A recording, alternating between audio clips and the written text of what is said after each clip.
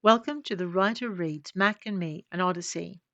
Book 2, Mack and Me, Blaedergil's Host. Chapter 19, Winning Friends. From what I could tell, negotiations were going well when Delight intervened. She appeared at the back of the room to one side of Sandoval, a small, carefully swaddled bundle in her arms, a blazer protruding from beneath it. Pritchard was nowhere to be seen. "Delight!"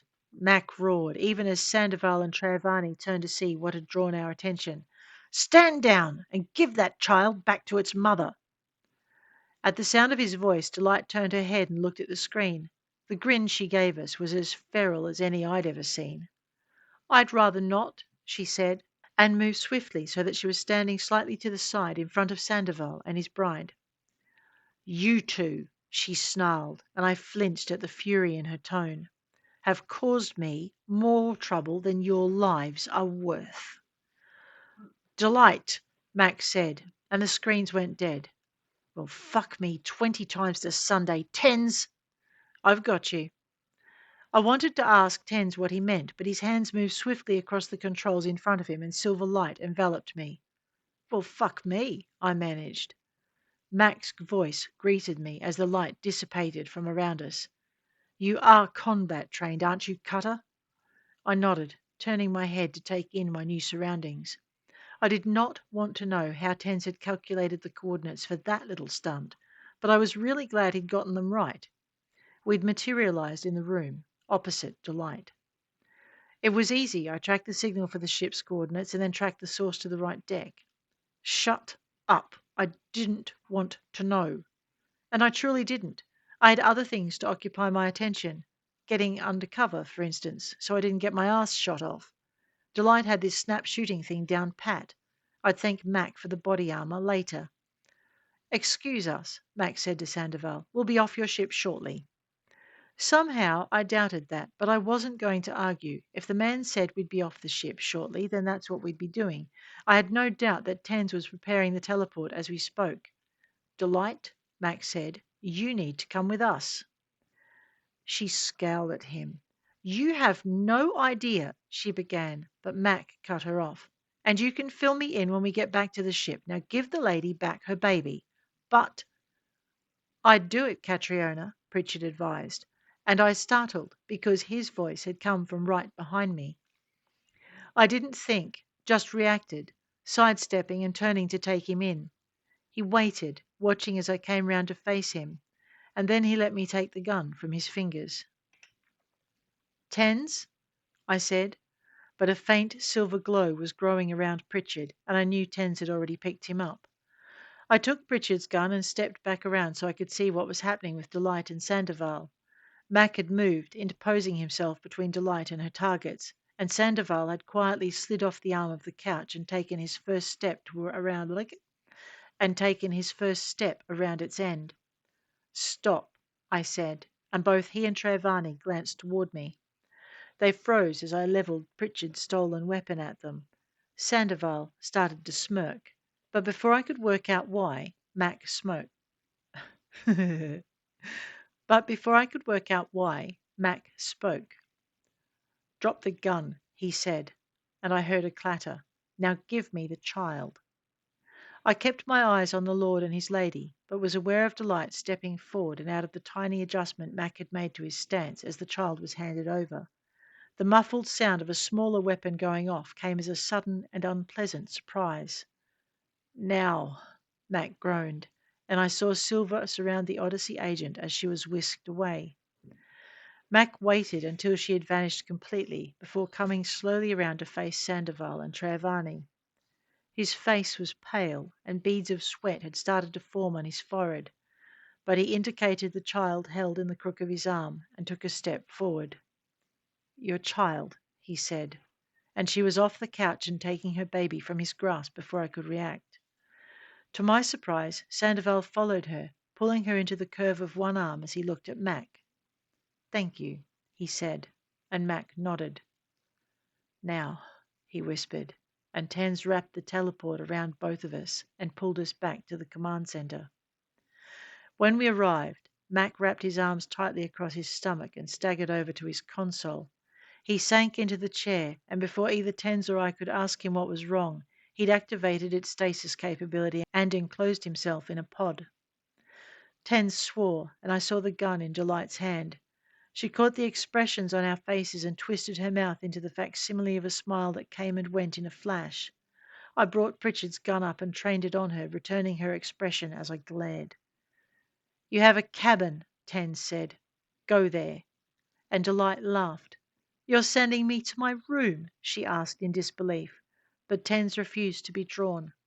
"And we're billing Odyssey with the cost of your retrieval, Mack's medical expenses, and the cost of the inconvenience of Mack being down."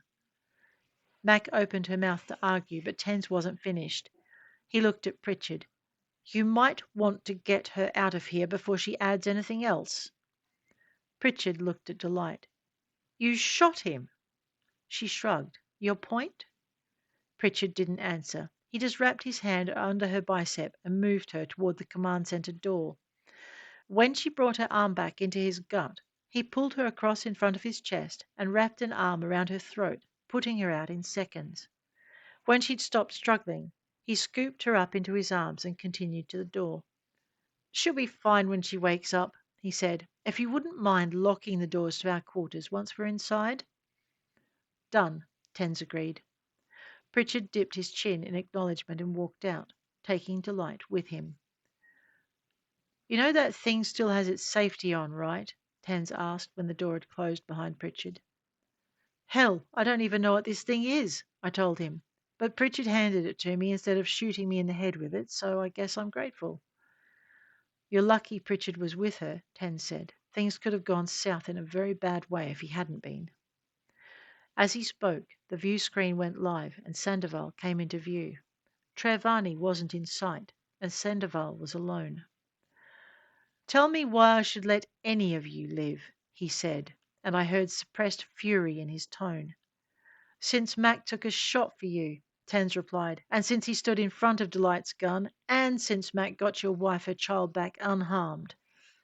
An alarm sounded on my console, and I ran toward it. As I reached it and slid into my seat, the air shuddered at various points around the command center. "Oh, nice job," Tens said, and turned to me even as his hands moved like lightning over his console. "Stay very, very still." On the screen, Sandoval smiled, and it was as cold as any smile I'd seen from Delight.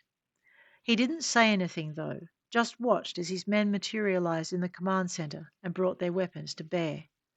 "Hands! Show me hands!" The shouts rattled around us, and I lifted my hands away from the console, but not before checking that Delight and Pritchard were well and truly locked in their cabins. And then I added a layer of security to the one that Tens had already laid down and looped the security feeds to their cabins so they'd show empty, no matter how long they ran. "Nice," Tens said, but his presence was brief and he was sitting just as still as I was when he lifted his hands. I swiped the console in front of me, locking it down tight, before I raised my hands and held them up near my shoulders. A brief glance at Sandoval showed that he hadn't moved, even though his eyes had followed every move Tens and I were making. It was hard to split my attention between him and the men moving purposely to the consoles around the command center. I watched as one walked toward the security console. He stopped when he was a couple of paces away. "Get up," he said, but I shook my head. He frowned and glanced at Sandoval. Sandoval nodded, and the trooper leveled his gun. "Move." I was about to refuse again when Tens spoke. "Move, Cutter." His order was followed by Sandoval's next comment. "You can't negotiate when you're dead." "Move, Cutter," Tens repeated, this time in my head, and I obeyed, standing slowly and moving to one side so the trooper could occupy my seat. "You're taking the ship?" Tens asked. "We need to negotiate," Sandoval said, "and your ship is dead in the water. My men will run up the drives and we'll move it into port." There was a port? I glanced over at Tens, glad to see the same question flit briefly across his face. Sandoval looked from one to the other of us, obviously enjoying our confusion. "You didn't know?" he asked, and we shook our heads. "Truly?" And we shook our heads again. He frowned, managing to look truly puzzled. Your pilot flew right to my doorstep, Sandoval said, and I felt my jaw drop. What? She didn't mean to. What she was doing isn't an exact science, Ten said. It made us hard to track, but it's virtually impossible to navigate. Sandoval's expression turned to mild disbelief. How do you not end up in a sun or smeared across a moon? There are safeguards, Tens explained. We just put on as much speed as we can as we hit the warp point and then do a second warp straight after taking a random course heading. Theory is that the warp points are usually in clear space and the safeguards won't let us collide. The mild disbelief turned to absolute disbelief. That's insane. We won't tell Case you said that. And you didn't know the warp point you chose was the exit point I needed to take to get home? Ten seemed to sag. No, he said, sounding tired. Well, I thought, at least that explains how they found us so fast. They hadn't even had to look, and Case just hadn't randomized enough. Ten shot me a look that said he'd caught that thought and disagreed, and then he turned toward the command console that Mack usually occupied. Please don't, he said, looking at the trooper standing near Mack's seat and getting ready to reverse the stasis cycle so he could take the chair. He was shot. Shot? Sandoval was curious. Delight lost her temper when she handed over the child. Sandoval's gaze sharpened. This Delight, do you have her? Tens shook his head, lying so smoothly I almost believed him. We sent her to the nearest Odyssey ship. We didn't want her aboard. Understandable. Where are your crew?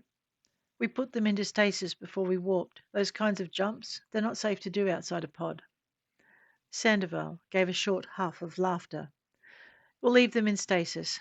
What about your engineers? You shut down your drives after you saw my ship. They're standing by. Tell them to stand down, Sandoval said. I would like to continue our negotiations when Mack has been treated. I'd rather not jeopardize those by shooting his crew.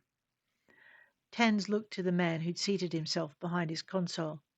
May I? He asked, and the man nodded. It didn't take Tans long to send the message. Once he had, the man at my console looked at me. Unlock it, he said, but I shook my head. You don't need live weapons. I do need to see your security feeds. I shook my head. No, you don't, I argued, but Sandoval didn't agree. Unlock the feeds, he said. The trooper pushed the seat back so I could reach the console, and I did as I had been asked, isolating Delight and Pritchard's rooms from the system and hoping Sandoval's goons would be gone before they thought they needed to go looking. He checked what I'd done and nodded. There are people in medical, he said, and Tens hastened to explain. We had injured. They're being treated. Lock them down, Sandoval instructed, and Tens spoke again. We need to get Mack to medical, he said. He needs regen. We'll see to him, Sandoval said, and the air around Mack's pod rippled. It was little more than a heat wave shimmer, but when the air had steadied once more, the pod was gone. But, Tens started, and Sandoval held up his hand. You and the girl will be joining him as guests on the cruiser, he said. Kindly put down your weapons. I didn't move. I'd put the unfamiliar weapon down to operate the console, and it was still where I'd left it. Tens, on the other hand, took several minutes to disarm himself, and was then thoroughly checked by the two troopers who had stationed themselves between his console and the command console. When they were done with him, they moved to me and did the same. All clear, and for the fourth time that day I was pulled apart and reconstructed elsewhere. I can't say it was an improvement. Sandoval's teleport team was just as good as the one Mack had on board. I ended up in a different room to Tens and without access to my implant. I mean, it was there, but inoperable. I poked it a couple of times and then set about exploring my new quarters. Bare walls, bare floor, enough room to stretch out in. I tried the first logical place for a control pad and opened a small panel that fitted seamlessly into the wall. At least the buttons were clearly marked. Bed, SAN, shower, food replicator. Nothing to indicate an intercom. I poked them all and surveyed the results. Huh, I said. wondering if Sandoval was listening in or if we just weren't that important. I guess this is what the naughty corner looks like. I sighed, but that's as far as I got because everything got sucked back into the walls and I could hear it being locked again. Sandoval's voice drowned out my second sigh. Wrong, he said, and the walls of the room contracted around me until I was standing in a space that was 3 feet square. This is what the naughty corner looks like. I froze, but the walls expanded to their previous settings, and Sandoval continued. However, as you have yet to be naughty, so to speak, you can have this configuration. My apologies for the entertainment, but Odyssey's training files indicate you are able to exploit equipment more complex than that provided, and we don't want a repeat of what happened when we tried to accommodate delight in something less Spartan. I sighed and glared in the direction his voice was coming from, but I didn't say a word. Not even a thank you. I figured it would be better if I got some rest while I could. No doubt Mack would have a busy schedule when he woke up. I wondered what Tens was doing and then decided it didn't matter. I hit the shower, reluctantly changing back into my combat gear rather than running the risk of getting caught wearing nothing but the dressing gown I found hanging on the wall. Run of luck I'd had? I wasn't betting the odds that wouldn't happen. If Sandoval felt disappointed, he didn't show it. In fact, he didn't show anything. He remained ominously quiet, and I hoped he hadn't found a reason to pay Tens and Mac any more attention than he was paying me.